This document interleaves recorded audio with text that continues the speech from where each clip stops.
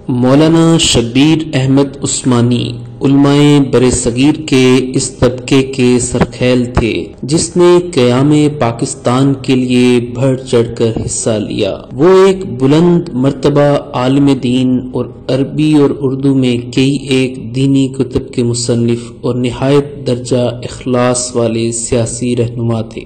مولانا شبیر احمد عثمانی 1885 میں یوپی میں پیدا ہوئے۔ مولانا شبیر احمد عثمانی کے والد محترم کا نام مولانا فضل الرحمن عثمانی تھا اور ان کا شمار دارالعلوم دیوبند کے بانیوں میں ہوتا ہے۔ 1902 میں آپ نے دارالعلوم دیوبند میں داخلہ لیا اور 1907 میں دارالعلوم سے فراغت حاصل کی۔ فراغت تعلیم کے بعد آپ نے تدریسی زندگی کا آغاز کیا اور مدرسہ فتح پور دہلی میں آپ کا تقرر بحیثیت صدر مدرس ہوا۔ 1910 میں علامہ عثمانی کو دارالعلوم دیوبند بلوایا گیا اور حدیث کی مشہور کتاب صحیح مسلم پڑھانے پر مامور کیا گیا۔ دارالعلوم دیوبند میں آپ نے 1928 تک تدریسی خدمات سر انجام دیں۔ علامہ عثمانی جامعہ اسلامیہ ڈھابیل کے صدر مدرس مقرر ہوئے اور تقریباً 2 سال تک آپ جامعہ کے صدر مدرس رہے۔ 1935 میں آپ دوبارہ دارالعلوم دیوبند تشریف لائے اور آپ کو دارالعلوم کا محتمم مقرر کیا گیا۔ آپ اس منصب پر 1944 تک فائز رہے۔ مولانا شبیر احمد عثمانی کی زندگی کا بیشتر حصہ درس و تدریس میں گزرا۔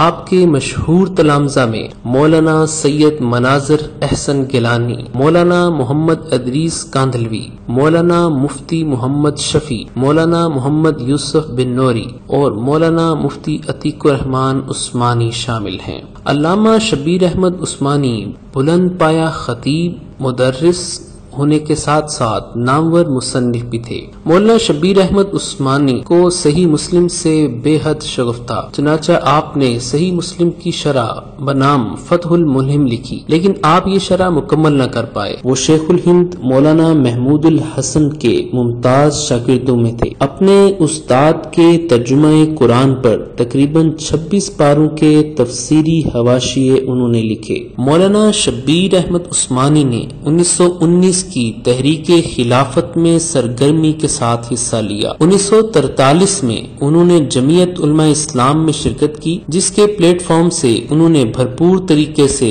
مسلم لیگ اور تحریک پاکستان کی حمایت کی۔ 1947 میں صوبہ سرحد کے ریفرنڈم کے دوران مولانا شبیر احمد عثمانی نے انتھک محنت کے ساتھ نظریہ پاکستان کے پیغام کو لوگوں کے اندر پھیلایا۔ آپ کی تمام زندگی خدمت اسلام میں گزری اور آپ کے کردار نے مسلمانوں میں زندگی کی روح دوڑا دی۔ سیاسی اور ملکی خدمات میں آپ نے بڑھ چڑھ کر حصہ لیا۔ تحریک خلافت میں آپ جمعیت علماء ہند کی مجلس عاملہ کے زبردست رکن تھے۔ مسلم لیگ میں شریک ہو کر تحریک پاکستان کو تقویت بخشی اور ایک جماعت جمعیت علماء اسلام کے نام سے تشکیل دی، جس کے پہلے صدر آپ منتخب ہوئے۔ کشمیر کی جدوجہد آزادی میں بھی آپ نے نمایاں حصہ لیا۔ پاکستان کی پرچم کشائی ایک نہایت مقدس تقریب تھی، اس لیے اس کا افتتاح کسی مقدس ہاتھ سے ہونا تھا، چنانچہ قائد اعظم نے یہ سعادت شیخ الاسلام علامہ شبیر احمد عثمانی کے سپرد کی۔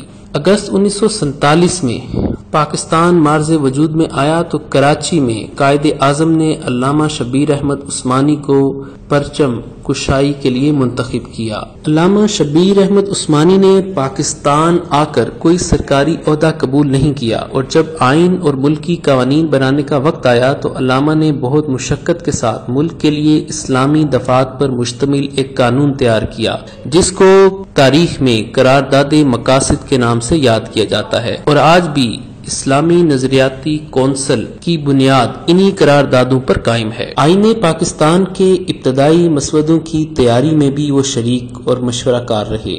بانی پاکستان قائد اعظم محمد علی جناح کی وصیت کے مطابق آپ کی نماز جنازہ بھی مولانا شبیر احمد عثمانی نے پڑھائی۔